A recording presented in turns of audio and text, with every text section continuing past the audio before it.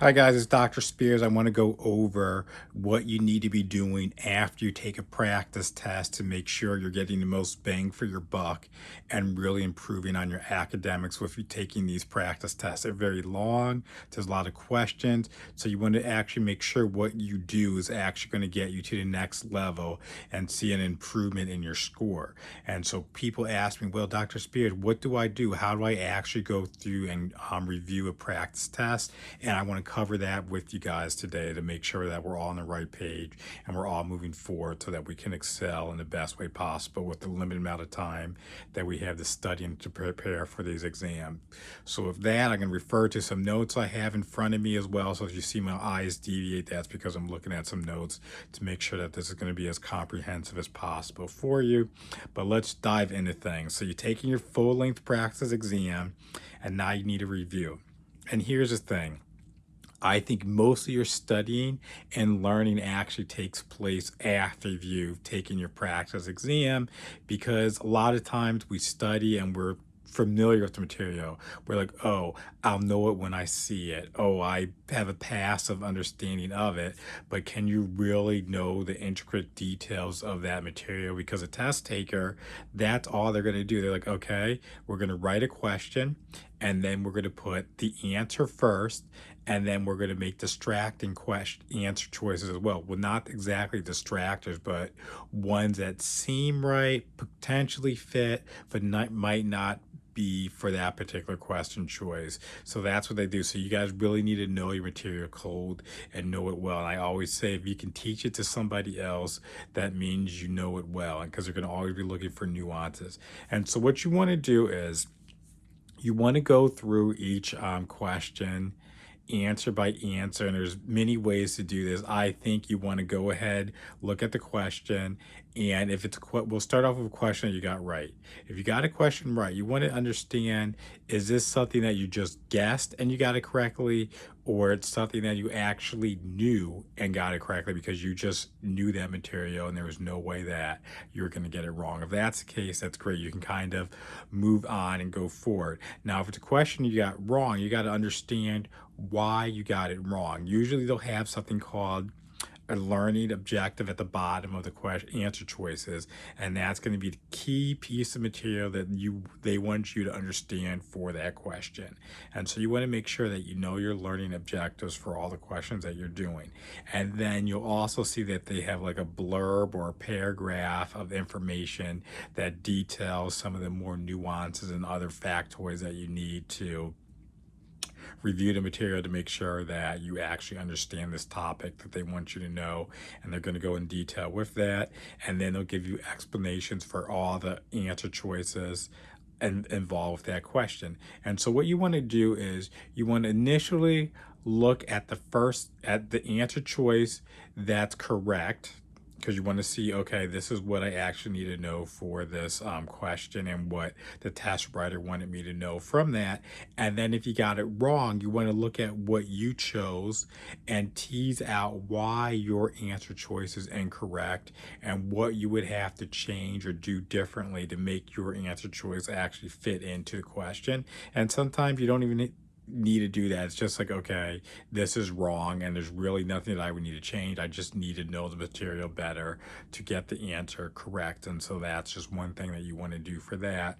And then what you want to do is also you want to look over and read all the other incorrect answer choices. And the reason why you want to do that is because they put in incorrect answer choices are things that are actually correct in a slightly different scenario and could potentially show up on a different question. Whereas some people tell you, no, don't even look at the incorrects. That's just wasting your time. It's going to take too long to get through a test if you're analyzing everything. But you got to think, okay, this test and these questions are there to really train you and get you ready for the real thing. So if you're taking something that's a practice test, especially from the sponsoring organization of the test, you need to do that, because sometimes these are actually questions that were used in the past, and also just get you to start thinking about how the test writer formulates questions and things that they do a little bit differently to make a question right or wrong. And so I think it's really beneficial for you to see those nuances and why a question's right or why a question's questions wrong, because it will pay off ultimately, even if you think it's going to take a lot of time. But you start seeing patterns, you see trends, and you're like, okay, so I can apply these concepts from the incorrect answer choices, and most likely it's going to show up down the road, maybe not in tests that you're taking now, but what if on the actual test it's a little bit different, and you would be kicking yourself and shooting yourself in the foot if you just only looked at the correct answer choice and the learning objective, and then look at the incorrect answer choices, and then found out a lot of those incorrect answer choices then showed up on your test in the form of different questions. So I think it's very beneficial for you to actually go through and read over the incorrect answer choices and get an understanding of why it was included in that test question, because obviously put it there for a reason, because either it's likely to be close to being correct, or it's a question that students commonly will choose this answer choice. And I think the more knowledge and learning that you have on these incorrect, it helps you build your overall foundational level of knowledge for the actual exam and that topic that you want to cover. And what you guys need to do is, when you're taking your test as well, this is something that you should do during the test, is cross out anything that you know is incorrect or wrong, or you just know isn't going to be an answer choice that you want to go with, because that cuts down on your working memory and how much you have to focus on your while you're actually taking the test, and you can then focus on the more acute factors or the things that you need to get the question right. But then also, when you come back and you're reviewing the test, you can see, okay, I eliminated this answer choice, and you can find out you eliminated correctly or incorrectly. And more often than not, you want to see if you can at least get it down to one or two answer choices, because you can review, like, okay, is my process of elimination correct on each practice test, and is it helping me get to the correct answer on a real test? So that's one thing you guys want to make sure you're doing, is eliminating as many answer choices as possible while you're taking the test, and just look for things that could be wrong. And it's best to just have two answer choices that you're narrowing down to when you're making a decision, because that's going to help you out. And because you want to also make sure that when you review, okay, was the answer that you chose one of the two that you had left open, or something that you totally crossed out? Because if you crossed out an answer choice and then that was a correct answer, and you got it wrong, then that means that your process of elimination needs work, and probably even your foundational knowledge, which with that particular topic, you need to review more in depth if you're realizing there's a pattern where you're actually eliminating answer choices that are correct and leaving two that are open, and those are actually the ones that are wrong. So that just says that your foundational knowledge is weak and you need to improve that. So that's just one thing to consider is what you're doing. And then to get more strategic and hone in on your answer choices, what you want to do is, I talk about something having an error analysis worksheet. And what this is going to do is, you need to track and see what type of trends and patterns are occurring when you're going through your practice test, reviewing questions. And what you want to do is, you want to know what topic was the question on. So you have a topic, you just briefly write the topic that it was on, and then you want to know, did you get the question right or wrong due to either content, application of knowledge, test taking skills, or were you one of those people who has a tendency to change answers on your exam? And here's what you need to realize. Usually your first initial gut feeling is correct, and so you should go with that. The only reason that you would actually change a test question or answer choice would be if there was new information that you overlooked, or you just knew with a little bit of time, like, okay, I was stressed out, but now that the stress is over, I'm thinking more critically, and I have a concrete reason why I want to change my answer choice to this instead of that. Those are really the only reasons that you want to be in a process of changing answer choices while you're taking your test. So you want to make sure that you're keeping track of that on your error analysis worksheet. And so we have, basically what you want to do, you have an Excel spreadsheet, and you have this in. And so for the content, it's going to fall into 4 distinct areas where you could potentially make a change. Content would be basically you're studying. It might be that you never saw the material before and you just didn't know. So there's no way you would have gotten it because you just haven't seen it. Another content area, this is sometimes happens, people make choices and decisions where you're like, you know what, I'm running out of time and this topic's very difficult. So they just decide I'm not going to study it, or they think, oh, it's not likely to show up on the exam. So they don't do that. Or you can also have a content area where you study the material, but you learned it incorrectly. That's something that you want to avoid happening, where you study something and you're doing it the wrong way. So you want to make sure you're studying it correctly. And then there's another case, this is probably a lot of students get upset. They beat themselves over the head over this one. It's where you study the material, but you just couldn't recall it. You had that cortisone and it just messed up your mind and your thinking and you just couldn't remember. You're like, I knew it, I studied it, I just can't recall it. And usually these are instances where you walk out of the exam and you're like, oh my goodness, I got that question wrong because I was so stressed out. And now, as soon as I walk out, you are remembering all the correct answers and you know you put the wrong ones down. So that's just something you got to work on your test taking anxiety so you're not in that situation. So you want to do that. So those are called content areas. So again, to review, you never saw, you just didn't know the answer, or you decided not to study, or you studied but learned it incorrectly, or you studied and you could not recall it because you just had a blank. And then there's application of knowledge. That's studied, but you couldn't apply it. So you study something, let's say the lac operon, you have a good idea of how it works. You memorize all the different pieces with like the glucose levels and everything with that.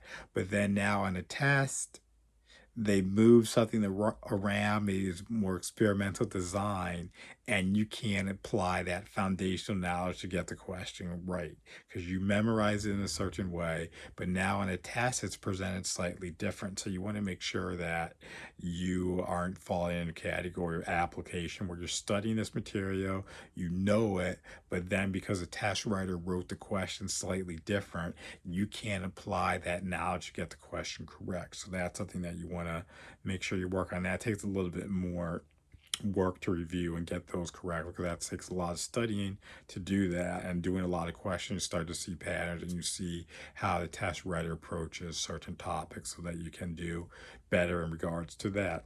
And now we get into test taking skills. Test taking skills, some of these things are just you're rushing, you're not taking your time, or you're just having oversight.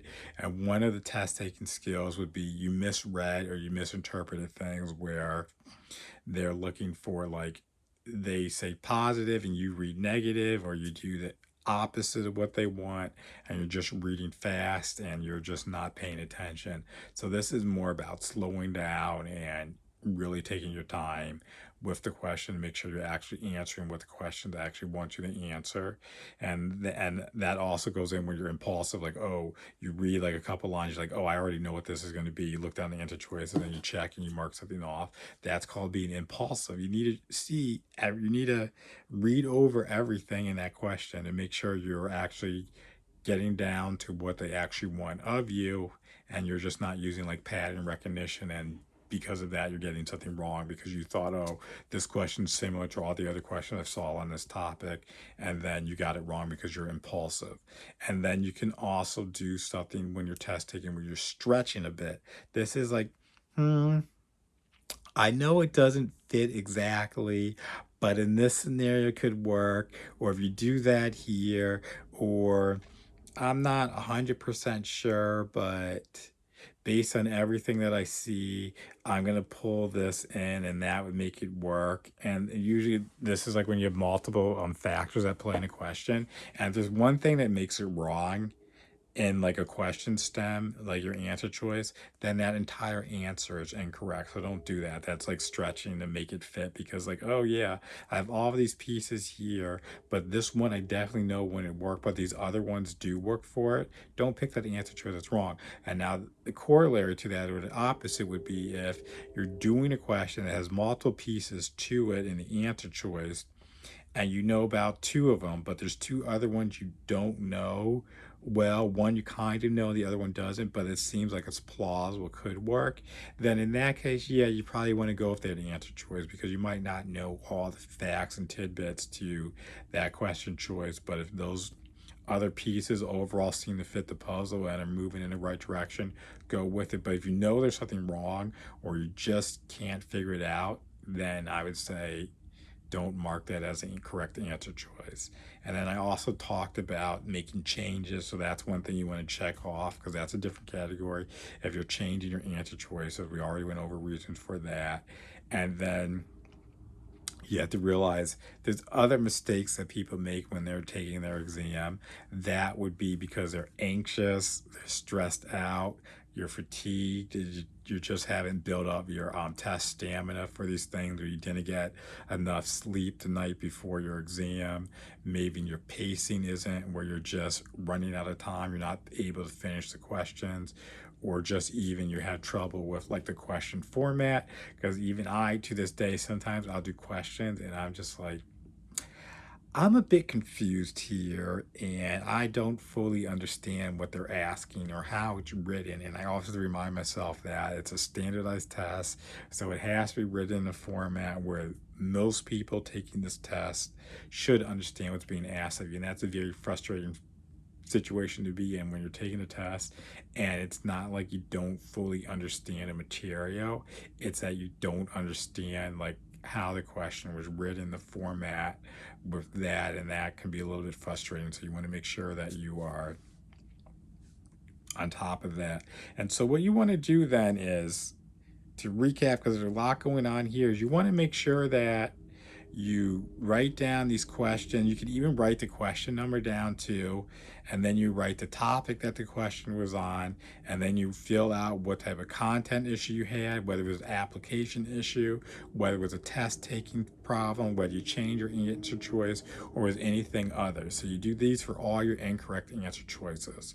And then what you're going to do is you're going to look back and you're going to start seeing, okay, what patterns are there? And I would go with the topic, because if you realize there's like a topic that you're just constantly getting wrong, that means you need to go back and review that topic in depth to make sure you know it codes so that you can get those questions right next time you see it. Because you don't want to study, and then when it's time to actually take the test, all that studying isn't paying off because you're getting the question wrong for one reason or another. So make sure you go back and study topics that you see you're consistently getting incorrect. That's the one thing that you should do after your full length review. And I usually, what I tell students when it comes to this test taking review process, I say you want to spend a day taking a test. So maybe you take your test on a Saturday. So you do that on Saturday, and then you spend all day on Sunday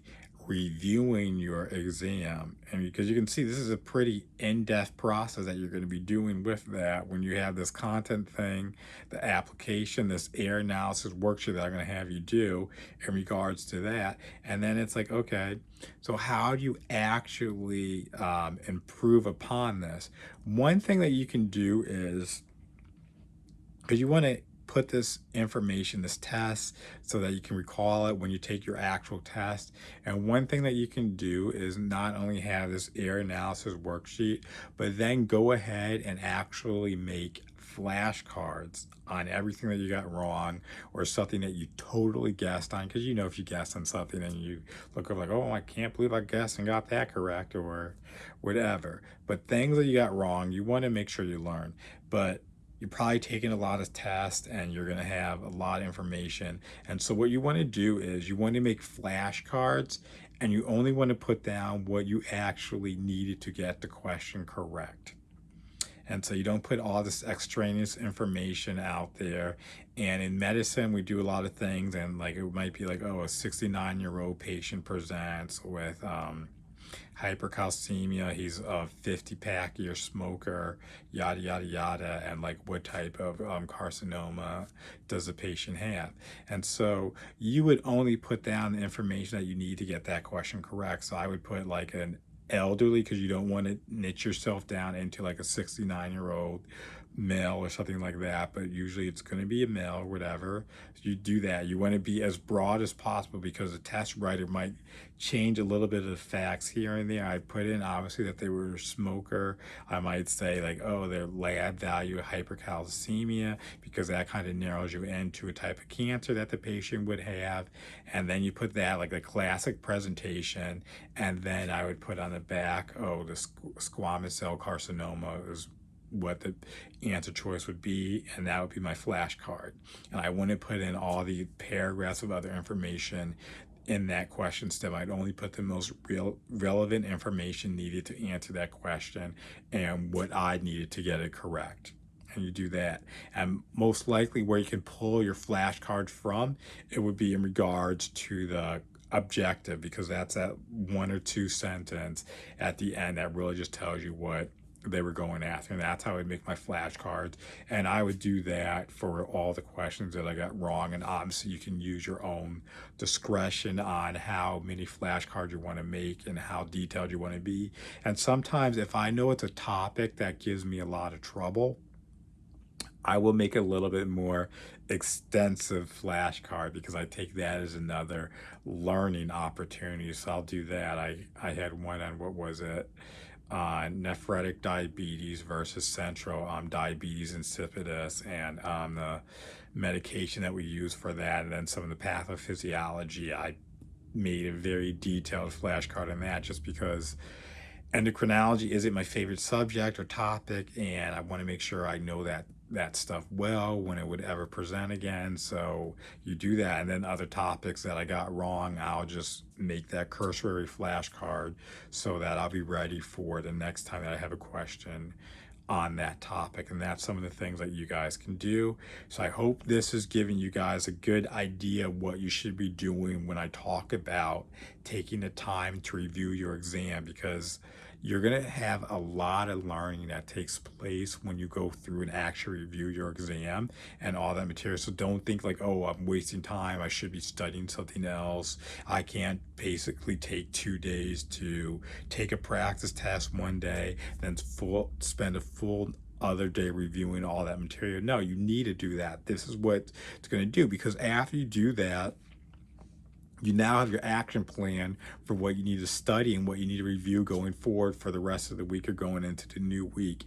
And that's what I advise students. Okay, after you take this full length practice exam, you now know what you're going to do for the upcoming week. And that's what you do. You study your weaknesses, and you want to turn your weaknesses into strong points. And then next week you take another practice test, you review it the following day, and now you have your schedule, what you need to review and study going forward for that week. And if you can see it, you keep doing this, your scores are bound to improve, because then you have all these flashcards that you're making on these topics that you were getting wrong. You're seeing if there's any trends or patterns in how you're actually taking the test, and then you can see, okay, I finally figured out that I am now not learning the material incorrectly, and now I'm seeing that I'm not having problems with being impulsive on a test. And you just got to think about this, that the more things that you can knock out that you're doing wrong or incorrectly is going to boost your score. And that's what you want to do. You got to be very religious and really just hone in on these things, because this is a high stakes exam that you're taking, and you want to eliminate as many factors that can decrease your overall score, because the name of the game is scoring as well as high as you can and being as efficient and ruthless in your studying process as possible. So I hope this review process helped you guys figure out what you need to do and how you can prepare to do better on your exams. And I think you really need to take advantage of what I'm talking about with this air analysis worksheet. You think it's taking a lot of time, but you're going to look back like, wow, that really made a difference. And even the fact that, oh, I'm going to actually start making flashcards of questions I got incorrect. Or if you don't want to do flashcards, you have a test taking journal, and you write down what are the key facts and facts and other pieces of information that you needed to get a question correct. And then you need to review that test taking journal every couple days or so that you're just putting that information in there. And so once test day rolls around, you're rolling going in there confidently and you're not having halting or wondering what you're going to do. You are on solid ground and have that confidence to excel in your exam. So I'm just looking forward to you guys having success and doing what you need to do. And you really need to start putting in this work now and doing what you need to do now so that you aren't in a bad position, stressed out, need to push back your exam. And I know a lot of people get really anxious leading up to the 1 or 2 weeks before their exam, but if you do this process, you really shouldn't have too many surprises. Although you can't study for everything that's going to be on a test or know exactly everything. That's just the nature of taking these standardized exams, but you can put yourself in a position where you can kind of infer and see like, oh, I had a question previously on this topic about the thyroid, so I know commonly test writers want us to know this basic level of information. So even if I don't know specifically what they're asking, I can apply what I've known in the past because of muscle memory and all the studying that I've done, and you'll do well on that if you're able to do that. So just keep this in mind, and looking forward to you guys having success when you're taking your exams and when you're studying, hitting the books and doing everything that you need to do to be successful, to have your air analysis worksheet and make either flashcards or a test write journal where you're writing in key factoids that you needed for your exam. That should be at the crux of your studying and test taking review strategies. All right, take care.